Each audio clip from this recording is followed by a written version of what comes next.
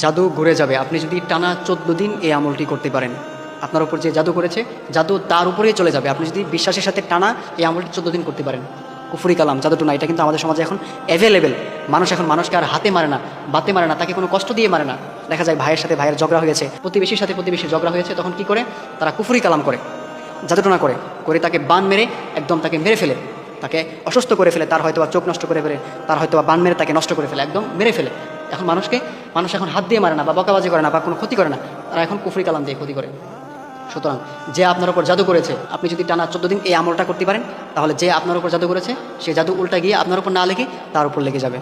আমলটি কীভাবে করবেন?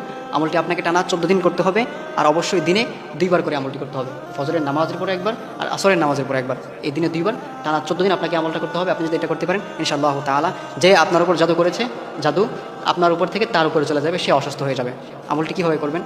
আমলটি করার সিস্টেম হচ্ছে, আপনাকে অবশ্যই ফজরের নামাজের পরে আপনি 1 গ্লাস পানি নেবেন। 1 গ্লাস পানি নিয়ে পানিটা সামনে রেখে ফজরের নামাজটা শেষ করে এরপর আপনি আয়াতুল কুরসি একবার পড়বেন, আয়াতুল কুরসি একবার, এরপর আপনি সূরা ইখলাস একবার, এরপর সূরা ফালাক নাস একবার পড়ে এরপর আপনি কোরআনের এই আয়াতটি 11 বার পড়বেন। সেই আয়াতটি হচ্ছে ওয়ারাদ্দাল্লাহুল্লাযীনা কাফারু বিগাইযিহিম লাম ইয়ানালু খায়রা ওয়া কাফাল্লাহুল মুমিনিনাল কিতাল ওয়া কানাল্লাহু কাবিয়্যান আজিজা।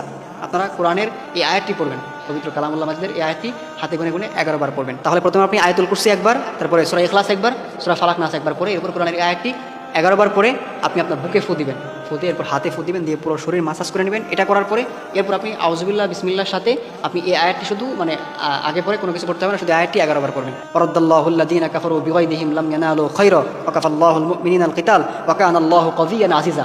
আগে পরে কোনো কিছু করবেন না, শুধু আউযুবিল্লাহ বিসমিল্লাহ পরে এই আয়াতটি 11 বার পরে ওই গ্লাসের যে পানি আছে ওই পানিটাতে ফু দিয়ে এই পানিটা আপনি খেয়ে ফেলবেন। এটা হচ্ছে ফজরের নামাজের পরে যে সিস্টেমে করবেন, সেম সিস্টেমে আসরের নামাজের পরে আবার করবেন। এরকম করে আপনি যদি দৈনিক 2 বার করতে পারেন, টানা 14 দিন আপনি যদি আমলটা করতে পারেন, ইনশাআল্লাহ তাআলা যে আপনার উপর জাদু করেছে, জাদু তার উপরে চলে যাবে। এরপরেও যদি এটা সুস্থ না হয়, যে আপনার সুস্থ হচ্ছে না বা কাজ হচ্ছে না, তাহলে আপনি অবশ্যই কবিরাজের কাছে না গিয়ে, আপনার টাকা নষ্ট না করে, আপনি ধোকায় না পড়ে, আপনার টাকাগুলোকে নষ্ট না করে আপনি অবশ্যই ভালো একজন রাখির দ্বারা এটা রুকায়া করে নেবেন। ইনশাআল্লাহ তাআলা এটা 100% সমস্যার সমাধান হয়ে যাবে, আপনার কুফরি কালাম ইনশাআল্লাহ ঠিক হয়ে যাবে।